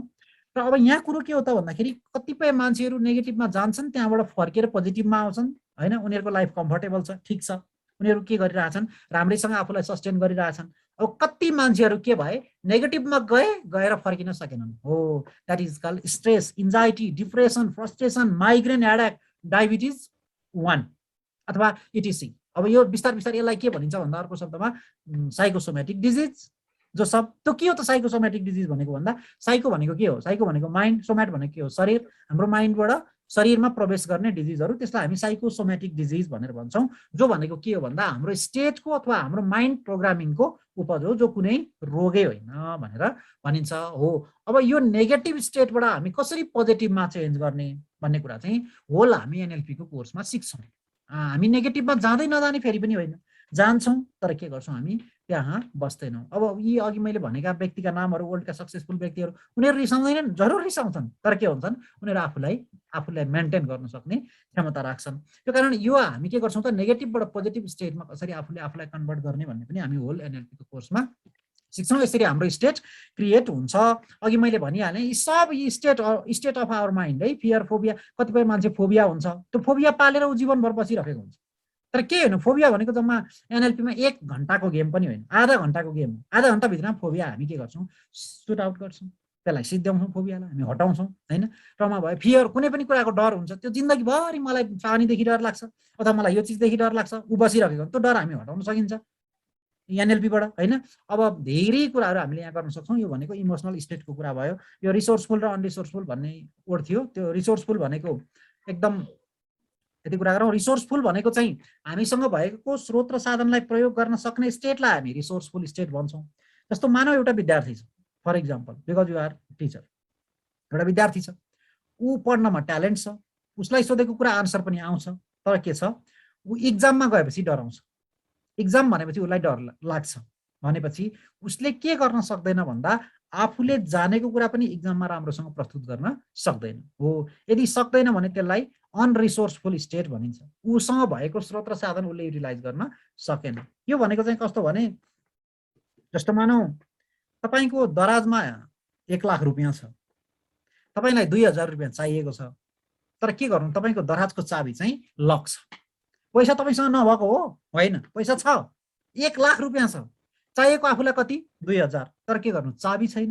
हो, हाम्रो माइन्डले यस्तै गेम गर्छ, मलाई नआएको कहाँ हो र मलाई आउँछ भन्न पो सकिन त। यस, उही त कुरो भयो।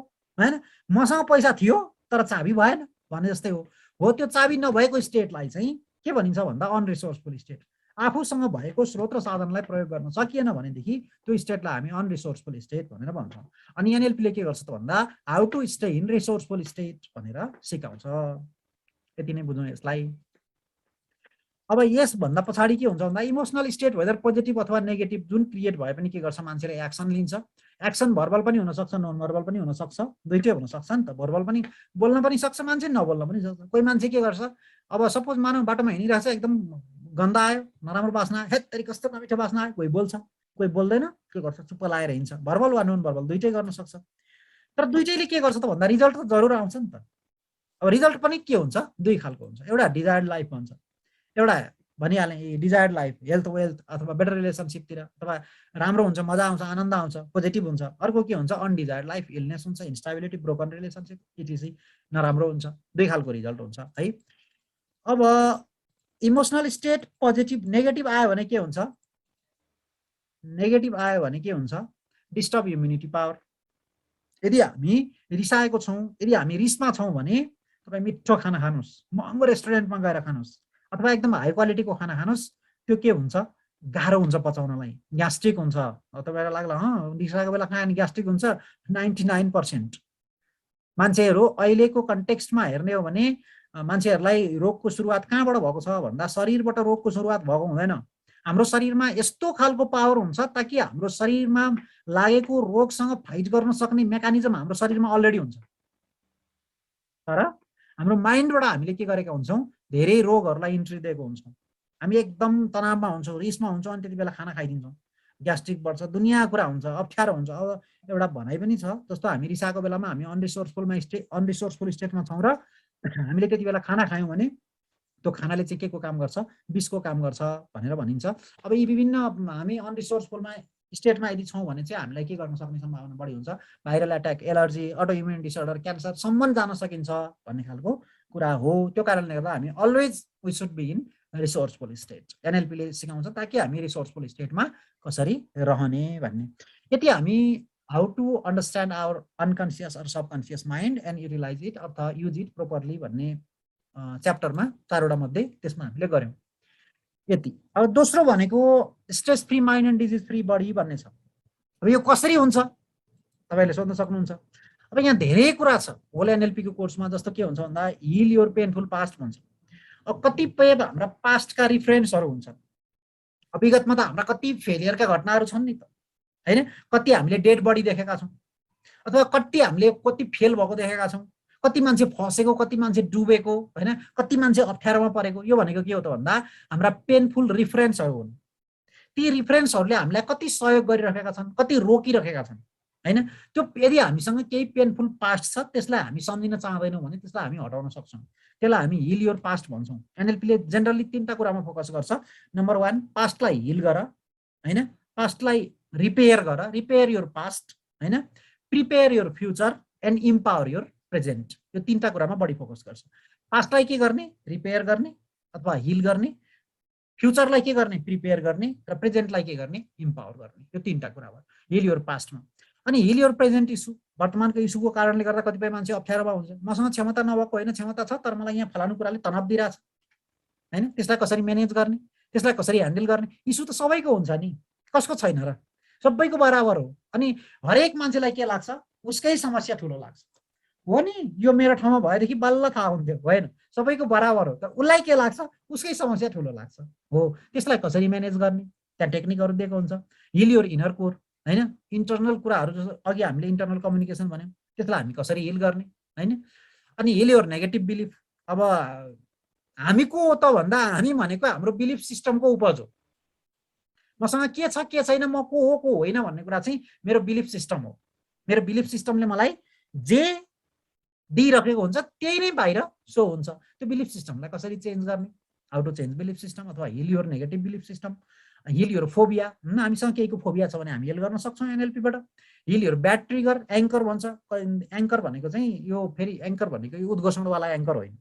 कुनै पनि विषयले, कुनै पनि कुराले, कुनै पनि चिजले, कुनै पनि घटनाले हामीलाई कहिलेकाहीँ नेगेटिभमा लगिरहेको हुन्छ। तपाईँहरू एकदम खुसी हुनुहुन्छ, तर कहिलेकाहीँ के हुन्छ भने पास्टमा भएको एउटा टक्क कुरा सुनाइदियो भने यो बिर्सिस भन्यो भने दुखी भइहाल्छ मान्छे।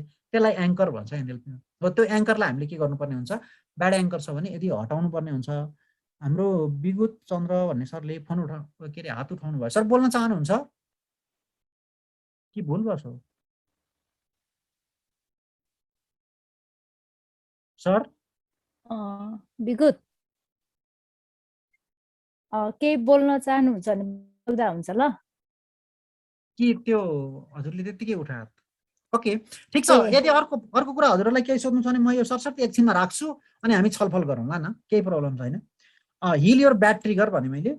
अर्को के छ भने हिल योर ओसिडी, यो अब्सेसिभ कम्पल्सिभ डिसअर्डर भन्छ क्या। कुनै पनि कुराहरू रिपिट गरेको गर्ने कुराहरू हुन्छ। यो एकदम बढी ओसिडी अहिले देखिरहेछ मान्छेहरूमा। हात धोई गर्ने, कसैले टाइम एन्ड अगेन ढोका ताला चेकहरू गर्ने होइन। एकचोटि तालचा लगाएर हिँड्यो, फेरि आएर चेक गर्यो, फेरि 3-4 चोटि गर्छ मान्छेले, अथवा धेरैचोटि पनि गर्छ। त्यसलाई चाहिँ अब्सेसिभ कम्पल्सिभ डिसअर्डर भनेर भन्छ, यसलाई ओसिडी भनेर भन्छ। त्यो पनि हामी के गर्न सकिन्छ, एनएलपीको माध्यमबाट त्यसलाई हामी हटाउन सकिन्छ। अनि हिल योर इनर कन्फ्लिक्ट, मान्छे दुविधाको कारणले गर्दा धेरै समय खर्च हुन्छ भन्छ है। अर्को एउटा रिसर्च छ, फेरि तपाईँहरूलाई अचम्म लाग्छ, यो गरौँ या नगरौँ भन्ने कुराको कन्फ्युजमा भएको कारण उसले धेरै समय चाहिँ के भइरहेको हुन्छ, नष्ट भइरहेको हुन्छ। अथवा डिसिजन मेकिङ क्यापेसिटी नभएको कारणले गर्दा मान्छेको टाइम लस्ट भइरहेको हुन्छ। यहाँ इन्भेस्ट गरौँ या नगरौँ, त्यहाँ जाउँ या नजाउँ, यो गर्न सुरु गरौँ या नगरौँ, यही कन्फ्युजनमा भएको कारणले गर्दा मान्छे के भन्छ भन्दा अब हेर्न सुरु त गर्ने भनेको, तर यो दुईटामा कुन गरौँ भएर कन्फ्युज भएर हेर्न 4-5 महिना भइसक्यो डिसिजन लिन सके होइन, सोचिरहेको छु। हो त्यो अवस्थामा हामी आफूलाई कसरी अगाडि बढाउने, त्यो पनि यो सबै कुराहरूको चाहिँ एनएलपीमा टेक्निक छ, टेक्निक दिन्छ एनएलपीले। त्यो टेक्निकहरूलाई हामी युटिलाइज गर्छौँ। त्यो कारण ती सबै कुराहरू हामीले युटिलाइज गऱ्यौँ भने चाहिँ हामी आफ्नो माइन्डलाई स्ट्रेस फ्री र बडीलाई चाहिँ कम्प्लिटली डिजिज फ्री राख्न सक्छौँ भन्ने आधारमा दोस्रो chapter stress free mind and disease free body. अब तेस्रो भनेको multiply your wealth and success. अब यसमा धेरै कुरा छ, यसमा इम्पोर्टेन्ट कुरा छ। यो सुपरचार्ज योर ड्रिमर भन्छ क्या। हाम्रो माइन्डमा 3टा पोजिसन हुन्छ। एउटा पोजिसनलाई ड्रिमर पोजिसन भनेर भनिन्छ। यो सबै मान्छेको हुन्छ, हरेक मान्छेले सपना देख्छ, हरेक मान्छेको सपना हुन्छ क्या एउटा न एउटा, म यस्तो व्यक्ति बन्छु अथवा म यति कमाउँछु, यो पोजिसनमा पुग्छु, यति मान्छेको अगाडि पपुलर हुन्छु। यस सबैको ड्रिमर पोजिसन सबैको हुन्छ है। अर्को पोजिसन हुन्छ क्रिटिक्स पोजिसन भन्ने हुन्छ, त्यो पनि सबैसँग हुन्छ है। क्रिटिक्स पोजिसन हेर्नुहोस् त, मान्छेले आफैले के गर्छ, ड्रिम बनाउँछ, म यस्तो मान्छे बन्न चाहन्छु, अनि उसैको ड्रिमलाई उसकै माइन्डभित्र भएको एउटा क्रिटिक्स अथवा क्रिटिसाइजर हुन्छ क्या, आलोचक हुन्छ। उसले के भन्छ, पुगेस् त, पैसा छ तँसँग, पैसा पनि छैन तँसँग, पावर पनि छैन तँसँग, केही पनि छैन त पुग्दैनस्। आफ्नै सपनालाई आफैले के गर्छ, किल गर्छ। दुईटा भयो, एउटा के पोजिसन भयो, ड्रिमर पोजिसन सबैसँग हुन्छ। अर्को हुन्छ क्रिटिक्स पोजिसन, त्यो पनि सबैसँग हुन्छ। आफै सपना बनाउँछ ठुलो ठुलो अनि आफै के गर्छ, काट्छ अथवा किल गर्छ आफ्नो सपनालाई। यो अधिकांश 90% मान्छेहरूको यही हुन्छ। ड्रिमर पोजिसन हुन्छ, क्रिटिक्स पोजिसन हुन्छ। ड्रिम बन्छ अनि के हुन्छ, क्रिटिक्सले आउँछ क्रिटिसाइज गरिदिन्छ, आफ्नो ड्रिम थचको बस्छ, सक्यो। धेरै मान्छेको यही हुन्छ, 90% लगभगको यही हुन्छ। अब यहाँ अर्को पोजिसन हुन्छ प्लानर पोजिसन भन्ने हुन्छ, हाम्रो माइन्डमै हुन्छ फेरि त्यो प्लानर पोजिसन भन्ने हुन्छ। त्यो प्लानर चाहिँ अघि भने मैले 90 भनिरहेको छु, लगभग भनेको है, फेरि फ्याक्ट डाटा होइन, लगभग 90% मान्छेहरूको प्लानर चाहिँ के हुन्छ, प्यासिभ हुन्छ अथवा डिएक्टिभ हुन्छ। मोर देन 90% मान्छेहरूको चाहिँ प्लानर पोजिसन डिएक्टिभ हुन्छ। त्यही कारणले के हुन्छ भन्दा ड्रिमर एक्टिभ छ तर क्रिटिक्स एक्टिभ छ। ड्रिमरले ड्रिम बनाउँछ, क्रिटिक्सले के गरिदिन्छ, क्रिटिसाइज भाँतिन्छ, मुना पलाउँछ अनि पढाएको निमर्ते जस्तै हो। ड्रिमरले ड्रिम बनाउनु खोज्छ, क्रिटिक्सले क्रिटिसाइज गरिदिन्छ, सक्यो। तर हामीले हाम्रो माइन्डमा भएको प्लानर पोजिसन भन्ने हुन्छ, त्यसलाई चाहिँ हामीले के गर्नुपर्ने हुन्छ, एक्टिभ गर्नुपर्ने हुन्छ। एनएलपीको सबैभन्दा बेस्ट भनेको चाहिँ हाम्रो प्लानर पोजिसनलाई एक्टिभ गर्ने त्यो टेक्निक छ एनएलपीमा। अब हामी त्यो टेक्निक युज गर्छौँ, सुपरचार्ज योर ड्रिमर भन्छौँ क्या। हामी चाहिँ त्यो टेक्निकबाट हाम्रो ड्रिमरले बनाएको ड्रिमलाई क्रिटिक्सले क्रिटिसाइज गरेर पनि हामी के गर्छौँ त, प्लानरलाई एक्टिभ गरिदिने बित्तिकै क्रिटिक्सलाई हामी शान्त गर्छौँ। त्यो टेक्निक हामी एनएलपीमा प्रयोग गर्छौँ, त्यसलाई सुपरचार्ज योर ड्रिमर भनेर भनिन्छ। Engage your subconscious to set your goal. जरुर हामी गोल सेट, कतिपय मान्छेहरू तपाईँहरू त गर्नु भएको छ जरुर होइन, र अहिले पनि के देखाउँछ भन्दाखेरि जति नै मान्छेले ट्रेनिङ लिए पनि, जति नै ट्रेनिङको विकास भए पनि, काउन्सिलिङको विकास भए पनि अहिले पनि 95% मान्छेहरूले विधिवत रूपमा विधि पुर्याएर प्रोपरली गोल सेट गरेका छैनन् भन्छ, डेस्टिनेसन फिक्स गरेका छैनन् भन्छ है। त्यो कारण अब हामी त्यहाँ पर्दैनौँ 95%मा मलाई लाग्छ। तपाईँ हामी 5%मा पर्छौँ, हामीसँग एकदम पर्फेक्ट गोल छ होइन, एकदम हामीसँग बाटो क्लियर छ जहाँसम्म मलाई लाग्छ। त्यो हामी कसरी गर्ने भनेर पनि एनएलपीमा एकदम सिकाउँछ, विधिवत रूपमा सिकाउँछ। Explore the inner alignment to achieve your goal. अनि अर्को कुरा के छ भने एलाइनमेन्ट भन्ने चाहिँ कुरा यहाँ 1 मिनट बोलौँ हामी। एलाइनमेन्ट भनेको के हो भने हामी गाडीको मोटरसाइकलको एलाइनमेन्ट मिलाउँछौँ। गाडीको 4वटा चक्का हुन्छ, 4वटा चक्कामा एउटा चक्कामा हावा भएन भने गाडी अगाडि बढ्दैन। 3टा त ठिक छ नि, ठिक छ, तर एउटा ठिक छैन तब पनि गाडी अगाडि बढ्दैन। हो हाम्रो लाइफमा पनि के हुन्छ भन्दा यहाँ 6वटा लेभलहरू हुन्छ, न्युरोलोजिकल लेभल भन्छ जसलाई। 6वटा लेभलहरूमा हाम्रो के हुन्छ, 5वटा लेभल ठिक छ तर एउटा लेभल ठिक छैन भने हाम्रो लाइफ त्यही अड्किरहेको हुन्छ। हामीलाई त्यसैले के गरिरहेको हुन्छ, पुल ब्याक गरिरहेको हुन्छ, पछाडि तानिरहेको हुन्छ। त्यसैले हो त्यो एलाइनमेन्ट हामी मिलाउँछौँ, न्युरोलोजिकल एलाइनमेन्ट भनेर भन्छौँ जसलाई हामी होइन। यी कुराहरू हामीले गऱ्यौँ भने चाहिँ हामीले आफ्नो वेल्थ र सक्सेसलाई के गर्न सक्छौँ, मल्टिप्लाई गर्न सक्छौँ भन्ने कुरा हो।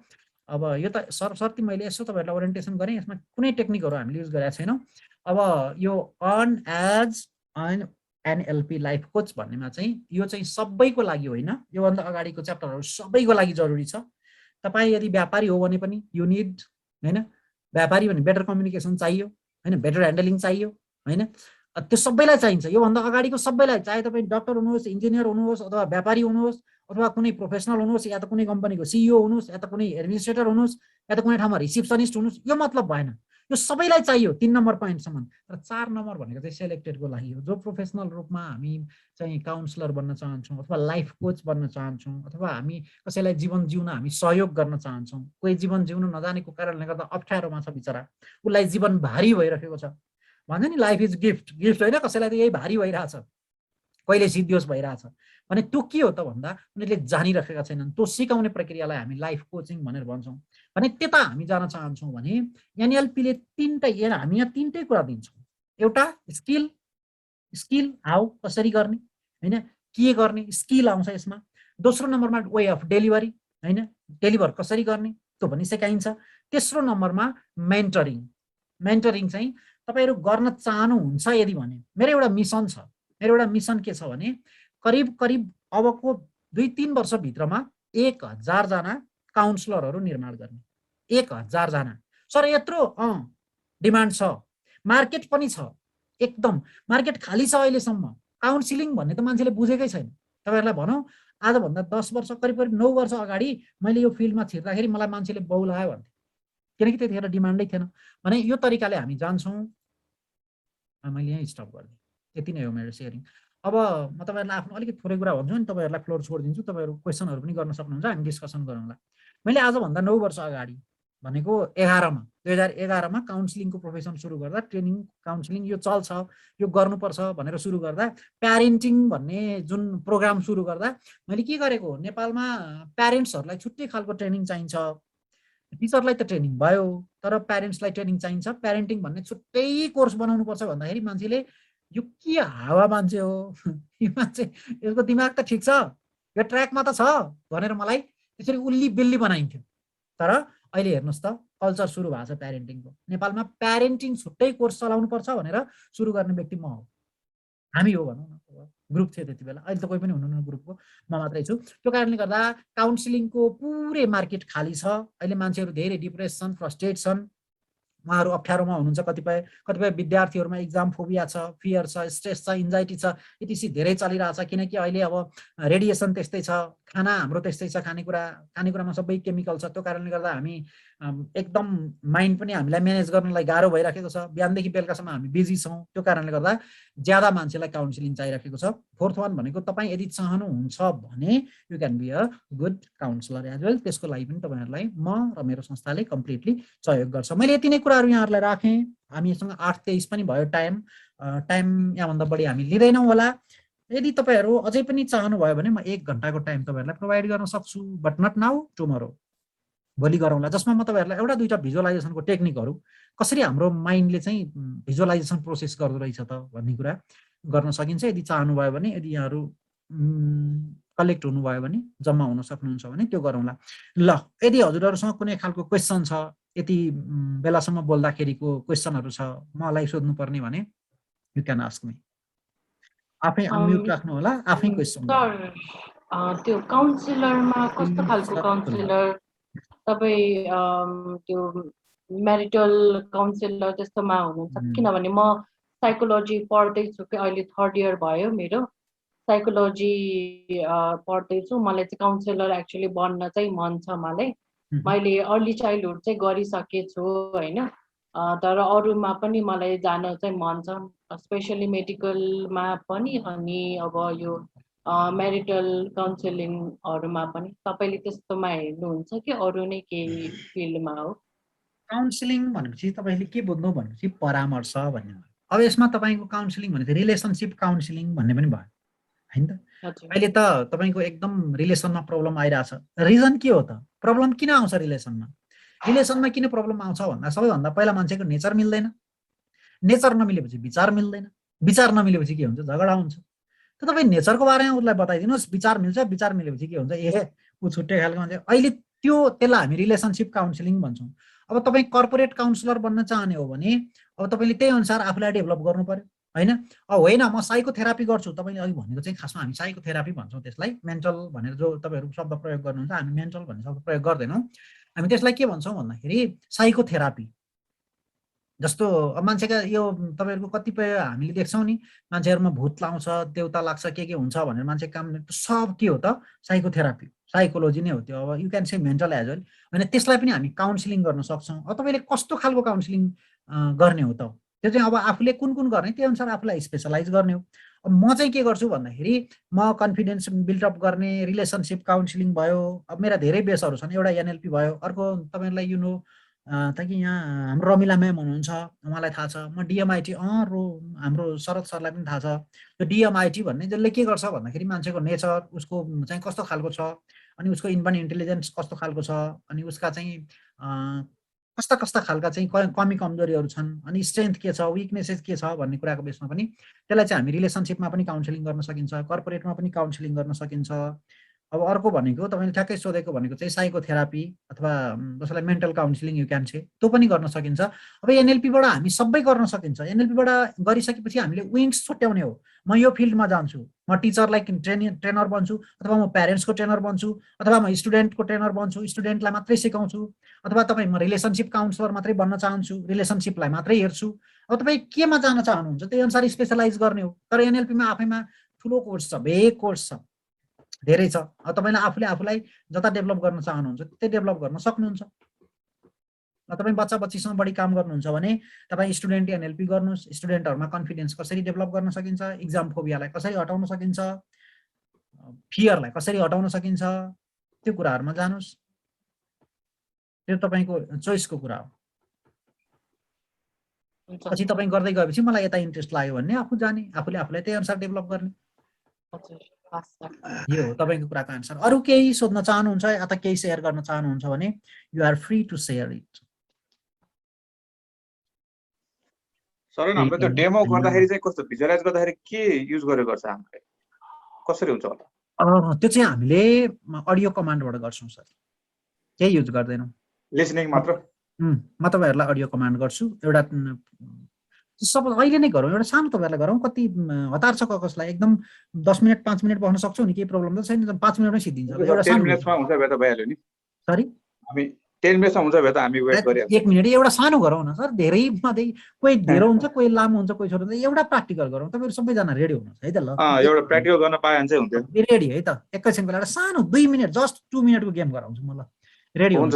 ढाडलाई सिधा राख्नुहोस्, ढाडलाई सिधा राख्नुहोस् है। स्पाइनल कर्डलाई अलवेज सधैँ बस्दा सिधा राख्न सक्नुहुन्छ, एकदमै राम्रो। अदरवाइज भिजुअलाइजेसन मेडिटेसन गर्दाखेरि स्पाइनल कर्डलाई सिधा राख्नु होला। यसको रिजन तपाईँहरूलाई थाहा छ। स्पाइनल कर्डलाई सिधा राख्नु, टाउकोलाई सिधा राख्नुहोस्, आँखालाई 1 मिनटको लागि बन्द राख्नुहोस्।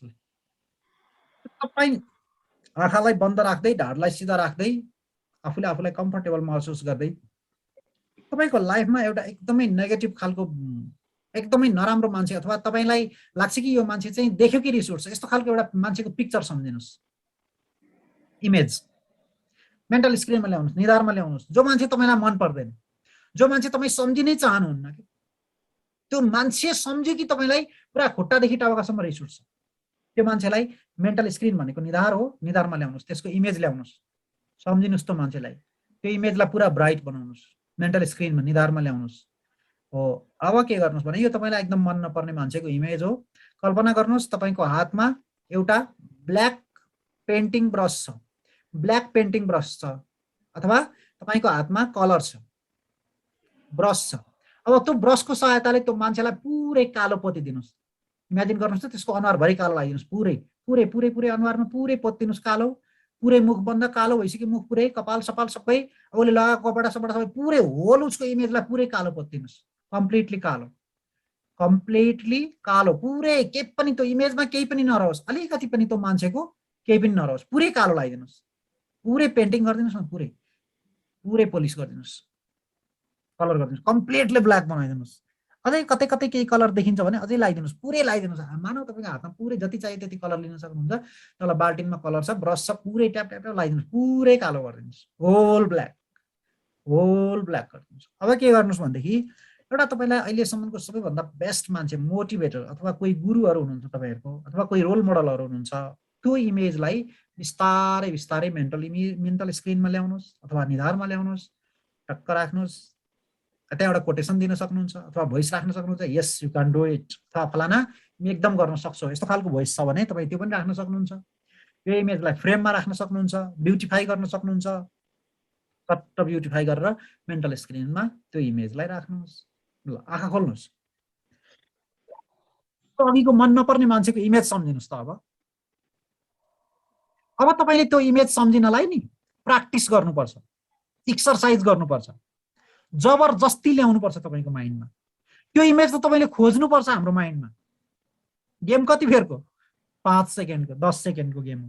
सोच्नुहोस् त त्यो मान्छे, अब त्यो मान्छे तपाईँको मेन्टल स्क्रिनमै छैन, छनलाई उहाँ पर अर्कै टाइपको देखिन्छ, मतलब डिसएसोसिएट भन्छ यसलाई एनएलपीमा।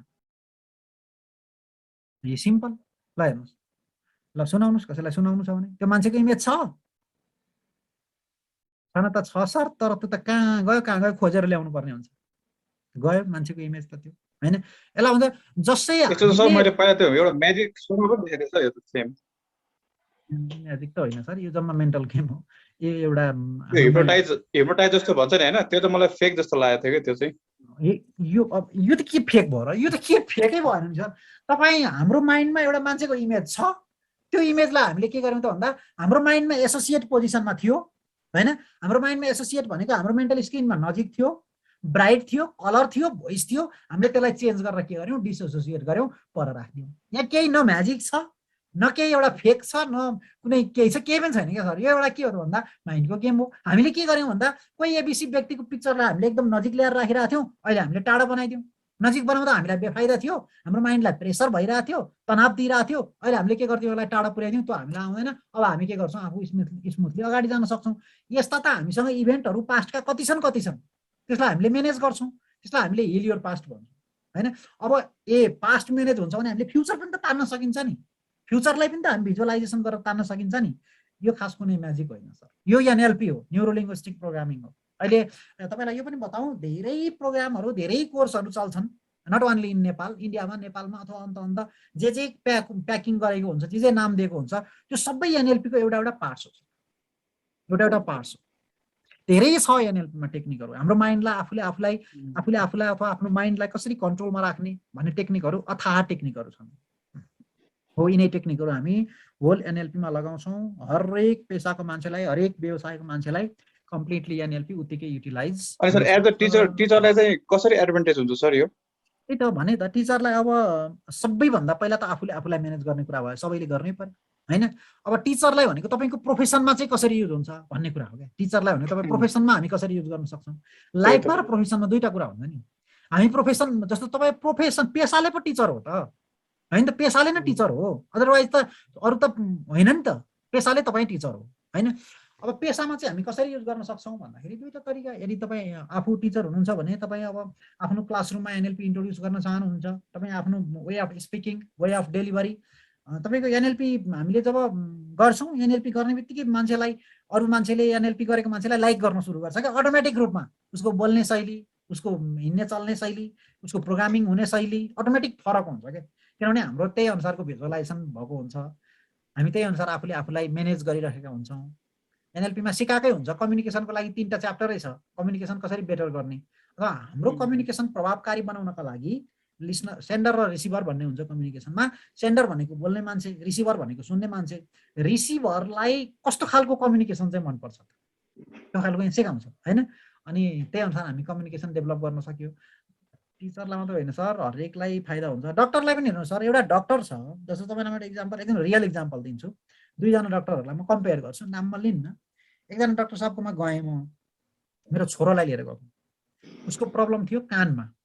अनि इएनटी भनेको एउटै देखाउनु पर्यो होइन। अनि उसले यसो कान हेऱ्यो, सर उसको घाँटी पनि एकचोटि हेरिदिनु है भनेको। हेर्दै त छु, हेर्छु त, तपाईँले सिकाउनु पर्छ मलाई त्यो भन्नु। एकदम ठुलो प्रोफेसर हो उहाँ, डिपार्टमेन्ट हेड हो कुनै ठाउँको है। ब्याड मुड थियो होला सर, त्यसमा ब्याड डे होला त्यो डक्टर। त्यो मुड त मलाई पख्ने होइन नि त, उहाँको चाहिँ म्याडमसँग झगडा भएको थियो होला, त घरैमा राखेर आउनु पर्थ्यो नि त। अनि तपाईँको मेडिकल कलेजमा ल्याएर त्यो गर्न एक्ज्याक्टली यही कुरा सिकाउँछ एनएलपीले। अहिले पनि त म मुड ठिकै मुडमा छु भन्ने तपाईँहरूलाई के थाहा, म गलत मुडमा पनि हुन सक्छु नि त। तर के हो भने त्यो त्यतिखेरको लागि थिएँ, तर अहिले मैले ल्याएर तपाईँहरूसँग पोख्ने हो त होइन नि त। हो त्यो कसरी म्यानेज गर्ने भन्ने सिकाउँछ। एउटा यो इक्जाम्पल भयो। अनि अर्को के भयो भन्दाखेरि, अर्को एकजना डक्टर साहब हुनुहुन्थ्यो, अर्को एकजना डक्टर साहबकोमा लगेँ। उहाँले के भन्नु भने, सर अब तपाईँले अलिकति टाइम दिनुपर्छ है, डक्टरकोमा आएपछि तपाईँहरूले यो नसोच्नुलाई छिटो गरिदियोस् भन्ने नसोच्नुहोस्। जति डक्टरले टाइम धेरै दिनुहुन्छ नि, तपाईँहरू त्यति सोच्नुहोस् कि राम्रो डक्टर हो भनेर। पहिला सुन्नुहोस्, यस्तो हुन्छ, यो यसरी यहाँ कनेक्सन हुन्छ, यस्तो हुन्छ यस्तो हुन्छ। उहाँले 10 मिनट गर्न थाल्नुभयो काउन्सिलिङ। अनि हो ल हेर्नुहोस्, अब ब्लाइन्ड ट्रस्ट गरेर मैले उहाँकोमा कति मान्छे पठाएँ होला, तर पोजिसनको हिसाबले अगाडिको डक्टर ठुलो हो, इएनटीको डिपार्टमेन्ट। तपाईँले इमेजिन गर्नुहोस्, नाम तपाईँले 2 सबैभन्दा टप नेपालको इएनटीको डक्टर 2-3जना भन्नु भने टक्कै त्यही मान्छे हुनुहुन्छ पहिलो व्यक्ति। र दोस्रो व्यक्ति भनेको भर्खर एमबिबिएस एमडी गरेर उहाँ अहिले ग्रान्डीमा बस्नुहुन्छ, उहाँ एकदमै राम्रो डक्टर हो, एकदम मलाई मनपर्छ। भने यो केले त भन्दा, विद्याको हिसाबले त उहाँ ठुलो हुनुहुन्थ्यो नि त, नलेजको हिसाबले त उहाँ धेरै सिनियर हो, तर कम्युनिकेसनको हिसाबले के भयो त भन्दा हामीले अट्र्याक्ट गर्ने भनेको मान्छेलाई कम्युनिकेसन हो। त्यो कारण